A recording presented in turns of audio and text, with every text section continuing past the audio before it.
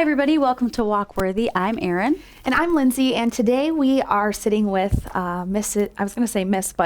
Lisa Deering. She is with us today, and she is married to Todd Deering, who is our production director here at The Rock, and they also lead the marriage ministry here at The Rock. So we're so glad that you're here with us today.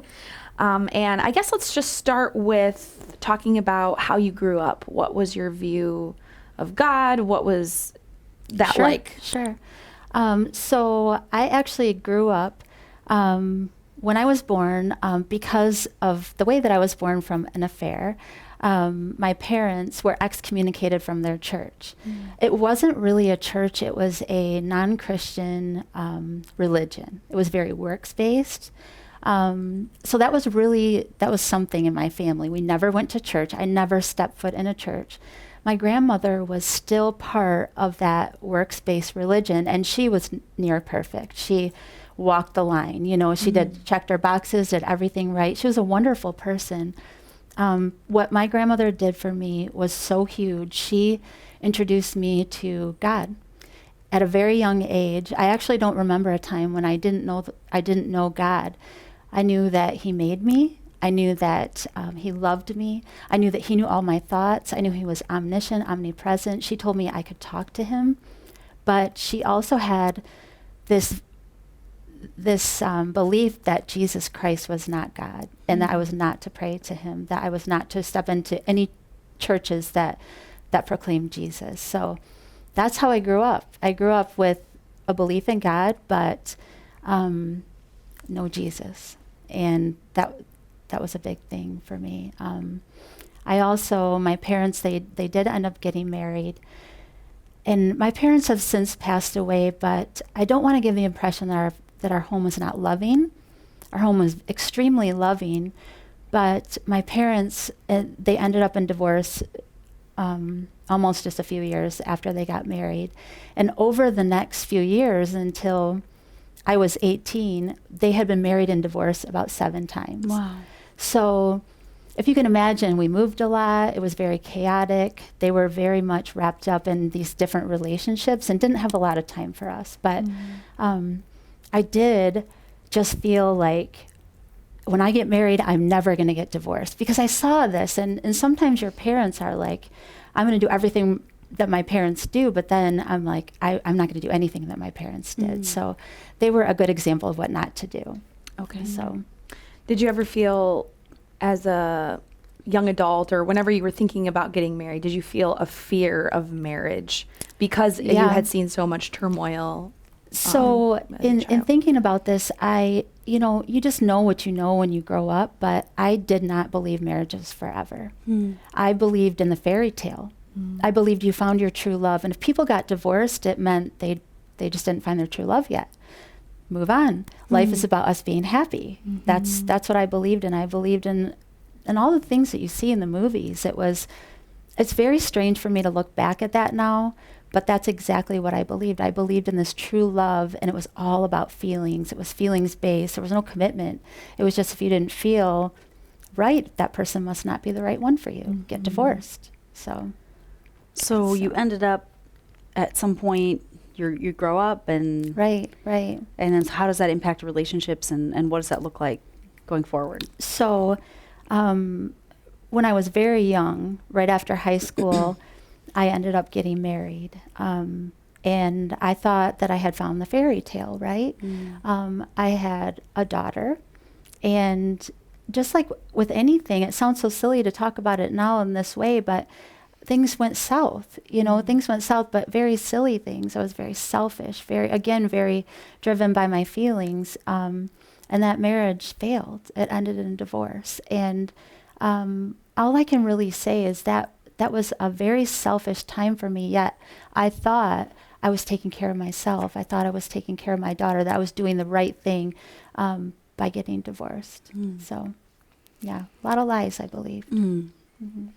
Okay, so you come out of that marriage, you have a daughter. What was next to you? Was it just finding the next fairy tale? What was your mindset going forward? It was. I I had believed some lies where I thought that divorce was going to solve all of my problems. I thought that was the problem. I was with the wrong person. What ended up happening was it brought on, it never solved those problems, and it brought on a whole nother set of problems. I had to share my daughter with her dad. You know, he loved her, and we shared, we split the week down the middle. Well, there was so much pain. Divorce is like a ripping. It's a death. And it's almost worse than death in a way, because it's just a constant reminder of the situation that you're in, of the death of a family. Well, I couldn't stand the days when my daughter was with her dad. It was really difficult.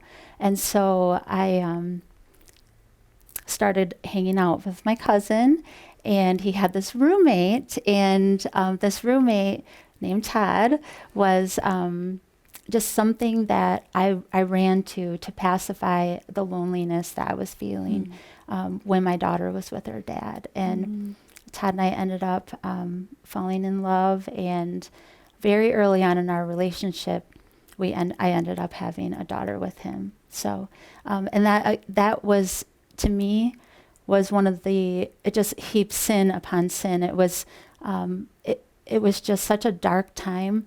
I didn't know which way was up. I felt so much shame. You know, sometimes, you know, when we have Facebook, we put our pregnancies out there. I wanted to hide this so badly, you know, not that my children aren't a blessing from the Lord, but it just wasn't the fairy tale that I had left my previous marriage for. It was almost like things just continued to fall apart. So you're now a single mom of 2 girls. What was that like? So that was really difficult, because I knew that my choices were going to affect my children. I was alone. Todd and I were not together. He had actually got sent to Iraq. He was in the military. And so for the first couple of years of our middle daughter's life, he was gone.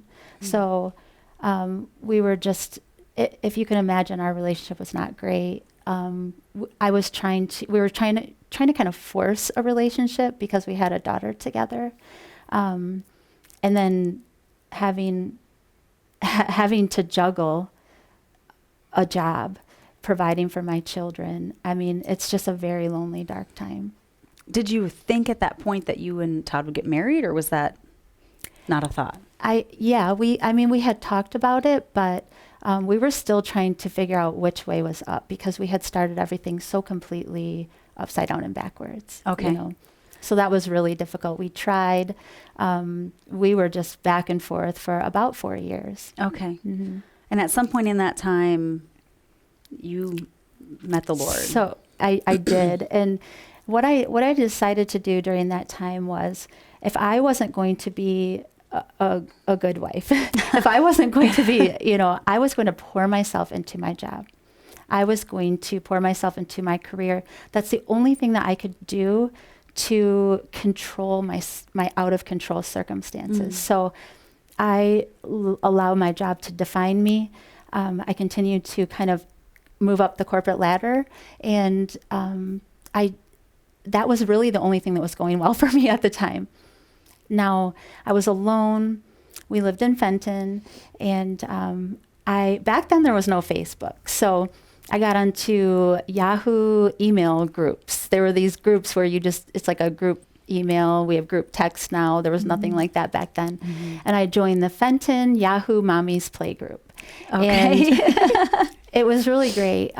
Me and these girls, they were about my age. We would get together at the McDonald's at Owen Road, and we would let the kids play in that little playland, and we would just hang out and we would talk. Well, there was one mom there. She said, you know, you should really, because I kind of shared my story with her, and she said, you should come to church with me. And so that Sunday I went to church with her. And again, you know, I had never really stepped foot into a gospel preaching church. And when I sat down, I heard the worship music and was just so moved by, I was like, I've never heard anything like this ever before. And the pastor, he opened up with the gospel, and he started off by saying that our sins separate us from God. Now, I can just tell you, ladies, I knew that full well. I had the picture of my grandma as the perfect person, that she was going to go to heaven, right? I saw my life in just the trash heap that it was, and I just knew that was not a place I was going to be going. And it was just a very dark time. The weight of my sins were just so great upon me. So that part, when the pastor shared that, I understood I was separated from God. I still believed in God. But then he told me about Jesus Christ and that he died for the forgiveness of my sins. And I left that place just thinking, I wasn't still really sure, what was going on. But I had never heard that before. I had never heard that my sins could be forgiven and they would fix things. And that night, I was at home, and it was almost like a wave just washed over me. It was like my mind started to really understand what Jesus Christ had done for me, and in such a beautiful way. Instead of my sins, my sins were ever before me, but my sins were just being called to mind. You did this, and this one, and this one. And then it was, he died for that one, and he died for that one, and he died for that one. And I felt so completely loved that it was the greatest feeling in the whole world. And I felt like Paul on the road to Damascus, the scales just fell off his eyes, and he understood the love of Christ. And I had never heard the words Great Commission. I had never heard the word salvation. I didn't even know what was happening to me, but yet in an instant, I wanted to tell the world this love that I felt. I actually went to a garage sale shortly after and told all the people at a garage sale about this, and it was so, I had no idea what was happening to me. I didn't know what salvation meant. I didn't know I was a new creation in Christ, and yet I saw the world completely different. It was almost like I knew exactly what had happened and why everything had happened in my life, and I understood how wrong it was, but I didn't feel the weight of my sin anymore. I felt so free. It was such a freeing, awesome, wonderful feeling.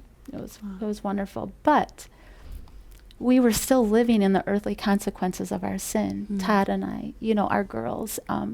It was, we were split up. I was still this new creation. I got it. I understood. I wasn't living in that wilderness anymore, yet it's very difficult to just dig your way out of sin.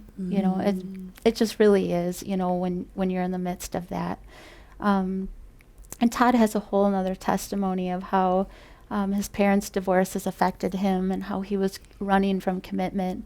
But he called me one day and he said that he didn't want to spend any time without me, and that he felt like the right thing for us to do would be to get married. And that's when things really started to kind of right themselves in our family, is when we got married. So yeah, that was an incredible. I was tears. Okay, so you're saved, you get married, and this is the part where I think for people, you think like, okay, we're going to do this right now. We're saved together in church, going to get married, and now it's just going to be great. Oh, right. But the reality is, like you said, you still have consequence of sin. You still have baggage. You still have stuff. That's right. So how were those first years of marriage as you come in with all your baggage and he comes in with all his baggage? Right. At this point, my trust, just because of what I saw growing up in men and in marriage, just commitment, I did not have that. That didn't just magically happen, When I came into the marriage, I was very hardened towards Todd. We had gone through a lot for those 4 years of just back and forth. And I would do that really fun game of, well, you are going to make me happy today and figure out why you made me mad. And, it was just this constant battle. And we were both doing it to each other. But I also did something that's just really embarrassing to admit now. But because I didn't think that our marriage was going to last, I had hoped it would. Todd and I loved each other very much. But I didn't change my last name. We didn't share bank accounts, in fact, I think we actually shared a bank account, but then I had mine on the side. Okay, your backup bank account. My Just in backup bank case. account, right? Oh my word! It's just embarrassing to say that, but it was my way to protect myself. I still had this awesome job, bonuses, traveling, vacations. I mean, it was not something like I still allowed that to define me. It was, looking back, it was definitely an idol in my life. But when I was doing that, and when I was motivated by my career, I thought it was a way to protect my daughters. I was just buying into these lies of, well, because I have this backup plan, it was a way to protect and always be able to take care of my daughters. Not trusting in the Lord to do that, but trusting in myself and in this job. So it just sounds so crazy now, but that's exactly. So if you guys could imagine what that does to a man, and you know, I made more money than Todd. I was going to remind him all the time. I actually asked him to quit his job. And I mean, sure that went over well. Oh, he was not having that at all. He was not having it at all. It was so ridiculous, you know. It was really difficult just navigating through that time. If you can imagine the arguing, and things were still a bit upside down and backwards, you know. They were really difficult. So what was the turning point of that? What caused a change in that, and in your heart that maybe you didn't need this backup plan? How'd that come about? It was right before our youngest daughter was born. We started attending the Rock Church, and we started serving in the kids ministry. And when we started attending, we actually Googled, because we were on our way to his church that he grew up in Howell. And we were late. We were late all the time for church. And so we were like, what church has a really late service? And it was the Rock. And what's so interesting and wonderful and awesome about the sovereignty of God is that we thought it was just a way for us to sleep in. And he knew we needed a Bible-based gospel preaching church. And that's just so awesome of God. And in a man, in our hearts, a man plans his ways, but it's the Lord that directs our steps, you know, because we really have no idea what we're doing. At the end of the day, we really don't. We think we do. So we started serving in the kids ministry, and we learned the Bible. We had no idea what an Amalekite was. You know, we had no idea, like, I mean, we were just such baby Christians. We had no idea. So the children's ministry really discipled us, and we started to learn and grow. And it was just a very slow progress. But in 2013, Pastor Wes, he did a sermon series called One Flesh. And I don't know if you girls remember it, but it was all about the role of a godly husband, the role of a godly wife. Just what is marriage? What is God's design for marriage? You know, I'm a few years into my second marriage, and I had no idea. I had never read these verses. I had never had anybody tell me what the Bible says about this. And this rocked our world. It just slowly started to break down and demolish these strongholds that we both had about marriage. And that was when things really started to right themselves in our marriage. I think it's interesting to talk about being one flesh, because you come into marriage two people, and you're supposed to mold into one, and that's sometimes a really difficult process, and that shows you your sin, you know, as you crash into the other person, you know, you're like, oh my word. It's not natural. It's not natural. And there can be conflict with that. And I think people run from the conflict because they don't like it. But if we can stay godly in it, we see God knit us together into one flesh. That's right. But if we hold on to, like you were talking about, the backup plan, and, you know, I have my own stuff, you know, I even remember in my own marriage coming in, and there was a point where there is part of you that's like, you know, I hope this is going to work. You know, this should work, right? You know, but like, what if it doesn't? There's this fear of like, you don't know what the next forever is going to bring, and what if it doesn't work? And just feeling really convicted that it for sure is not going to work if I don't go all in. That's I will absolutely wreck right. it for sure. That's right. But so my only choice for it to work is to dive in 100% with both feet, right. you know, and to give it a shot. So. That's right. And then it does work. Because we end up sabotaging it. Yes. With having that backup plan. And we really didn't even realize that. And so I still had this job that I coveted. I mean, this job was my idol, but I didn't realize it at the time. I thought I was providing for my family. And so shortly after that sermon series, I lost that job. Wow. And it's not a job that I would have walked away from. I literally could see myself retiring and working until I was 90. I loved this job. And I walked into my boss's office, and he said, and this is a boss I highly respect to this day, but he said, I mean, he has a business to run. He said, if you don't double the amount of hours you're working, I'll accept your voluntary resignation. I was crushed. Like, it still blows me away that, you know, somebody that I really cared for and respected was just, I'm done with you. He knew I couldn't do that. Yeah. I was a mom, you know, and he knew that. I was devastated. And so I just ran out of his office and got in my car and started driving home, and I called Todd. And I thought our world was going to crash down. I just didn't know what to do. And I called Todd and I told him what happened. I told him I lost my job, and he said, good. I didn't want you to have that job anyway. And I was like, what in the world? And what we ended up doing was just cutting bills. Like, I got on the computer that night. We just cut bills. And what we didn't realize is how much we were wasting, how much we really could live on. And it was so awesome, the next few years of me just being a stay-at-home mom and being my husband's wife. I know not everybody can do that, but our story, God was calling me home. He gave me that job for a season, and he took it away when it was right. And I'm so thankful for it. I'm so thankful he took away that job, because I'm not smart enough to have walked away from it on my own. Right. So, Right. yeah. So you talked about hearing for the first time what the Bible said about marriage. Yeah. What was to you like the most mind-blowing thing, or something that was so contradictory to what you had thought about marriage before that really struck you? I mean, there were just so many things, but one of the things that that really struck me, because I thought that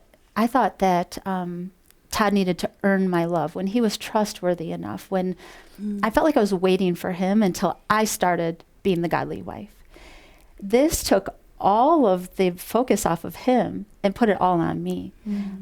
I am accountable to the Lord for my actions. I'm accountable to him for what I do with my marriage and how I treat my husband. And this was just amazing to me, because I could start that day being the godly wife that God called me to be. And this was not because Todd deserved it. This was out of submission to the Lord. Right. And those verses in 1 Peter, you know, nobody wants to talk about the word submission. But yet, when you read in 1 Peter 3, it says, wives, in the same way, submit to your husbands. And it hit me, because I didn't know how to submit. I wasn't submitting, you know. I thought that was Little House on the Prairie. I didn't even think people did that anymore, you know. And I'm like, what is this? But then when you back up, if you say, wives, in the same way, and that's the beginning of a chapter, and I was like, what were they talking about? So I backed up a few verses, and it talks about how Jesus submitted himself to death on the cross for me.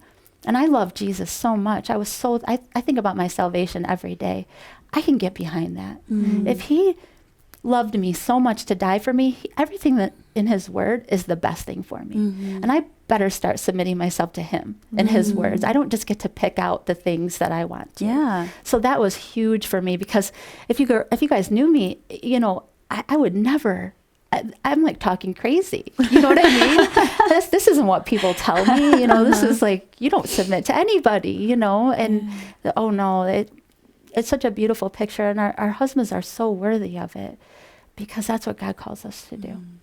Well, and it's neat that it ties that to the verses about him being crucified on the cross just before that, because in some way, to be who we're called to be does require the crucifixion of our flesh, you know? Absolutely. And that can be hard, but like you said, it is blessed, it is better. And we do need, you know, we need to submit ourselves to the Lord. And a lot of times it's sin that keeps us from doing that. And it's a refining process Pride, that we do need to have. So we're better for it. Our marriages are better for it. And God is right. You know, Todd and I are living proof that his word works. It does. Yeah, it does. You know, it really does. We've tried it all. Yeah. This is the only thing that worked.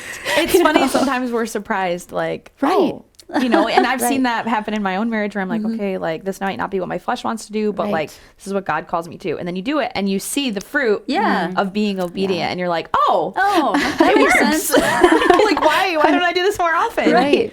Like truly. Yeah. So as God has healed your marriage, really, you know, you still are a blended family. You still have your ex-husband. Yes.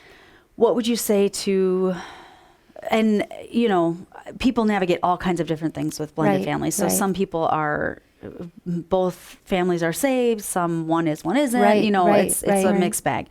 What would you say to somebody trying to navigate through the blended family in a godly way? How can we do that well? You know, all I know is our story and what we've chosen to do, you know, Todd and I as believers. And it's really odd because, you know, my daughter's dad is my ex-husband, but yet we have chosen a lot of times to put ourselves in submission to him. You two together in Todd unity. and I both, in complete unity, out of love, out of trying to be Christ-like, out of, I love that verse in the Bible. It says, as long as it depends on you, have peace with everyone. Yeah. You know, you can control what somebody else does, but as long as it depends on you. You know, I love that the fruit of the Spirit is self-control, right? It's not, you can't control somebody else, but it's self-control. So what we have chosen to do, and in a practical way, the way that we've chosen to walk this out, because our oldest daughter does split, you know, the week with her dad, we gave up a lot of hopes and dreams. In a way, I know definitely my husband has, of where we live. We chose to live close by him. I chose to have a job close by him. And the reasons why is just because I have half the week with my daughter doesn't mean I'm not a mom 24/7. If she forgot her lunch on his day, I would run over and bring her lunch to school. I wanted to be close to her school, you know.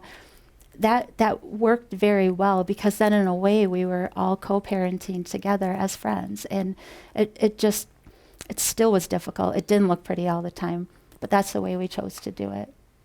I like that about doing what depends on you to be at peace with all men, because sometimes in sticky situations we can just fight for our rights and you know, I this, I that, and sometimes there's a verse in Paul wrote it, why not rather be defrauded, you know, and I think of that sometimes in situations where you feel like you're dealing with somebody that's difficult and maybe they're taking more than, I'm not saying this is your ex-husband necessarily, but some people's exes, you know, where maybe they're taking more than they should, and you have to, in a way, turn the other cheek, you know, in the name of Christ. Why not rather be defrauded? Like, okay, just for peace' sake, that's fine. Well, that's and fine. as a believer, elevating the gospel and that person's soul above what maybe you think might be best for your kid, which can be difficult because obviously as mothers, you're entrusted with your children, but maybe it's something that you think matters, but really ultimately in light of eternity does it. That's right. And so that's right. Again, crucifying the flesh in that way for the sake of this person's soul. That's right. You know, we can take a vacation at a different time.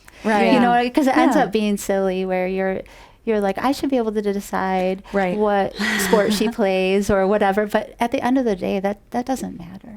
That what matters is the love, is you know, the humble love that you would have for somebody else. You know, we're to think of others more than ourselves. So, have you seen that bring peace?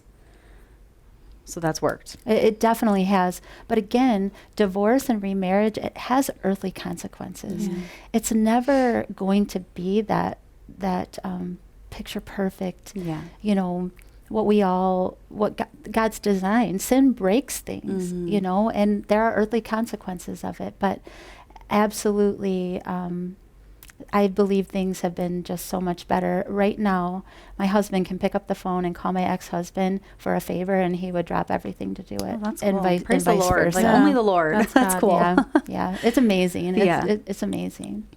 So someone might be looking at your situation who is struggling in their marriage and thinking this is really hard and contemplating divorce maybe and thinking, you know, this worked out for Lisa. They got divorced. She found a different situation and God fixed it, grace of God and all the things. What would you say to somebody in that spot? I would fight for your marriage. Divorce should never be an option, especially for believers. I mean, the grace of God, he covers sin, but we in Rock Marriages where we serve, we tell everybody to fight for your marriage at all costs. Would never suggest or refer divorce to anybody. Okay. I was just listening and I'm thinking about what I should ask you next.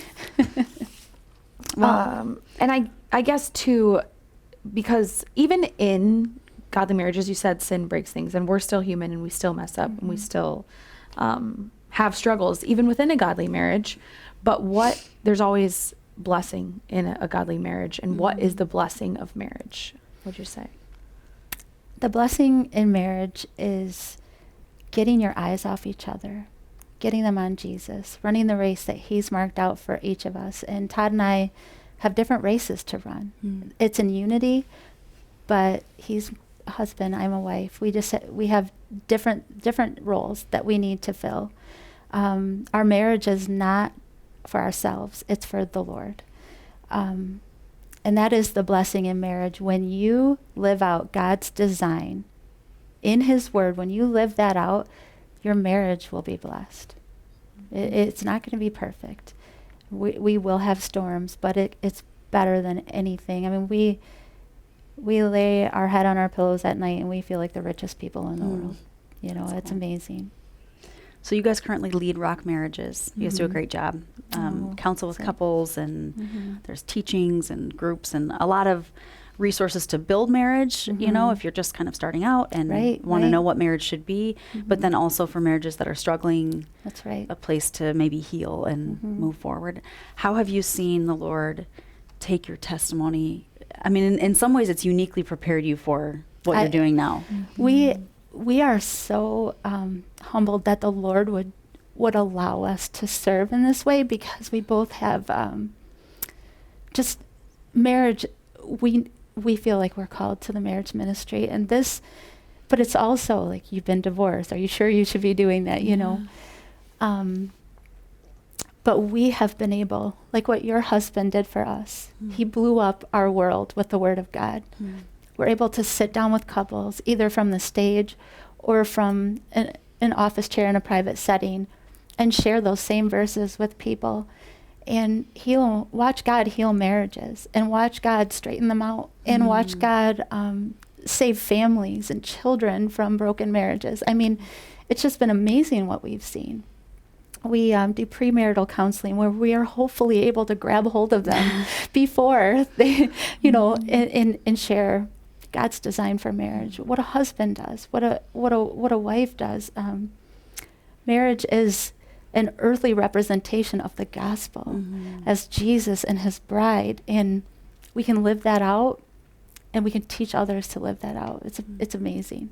That's cool. Yeah. What you just mentioned, when we had a conversation earlier, I just loved how you put it, and I'm just going to say it because it just didn't come up in questions, but you just talked about how the marriage ministry and serving in that way and building up marriages is your way of advancing the gospel, which I thought was so powerful, because like you just said, the picture of marriage is Jesus and the bride of Christ. And so if our marriages are reflecting that in itself is advancing the gospel and the kingdom of God. And I just thought that was like such a powerful way to look at it. And sometimes we can look at advancing the gospel just as like, preaching from a stage or conversations with people where this is the Romans road, that's sharing the gospel and not seeing how God advances it in the ways that he uniquely gifts us, or in our testimonies and what he's prepared for us to do and to serve in that way. And I just thought that was really powerful, that he advances the gospel in ways like that we wouldn't necessarily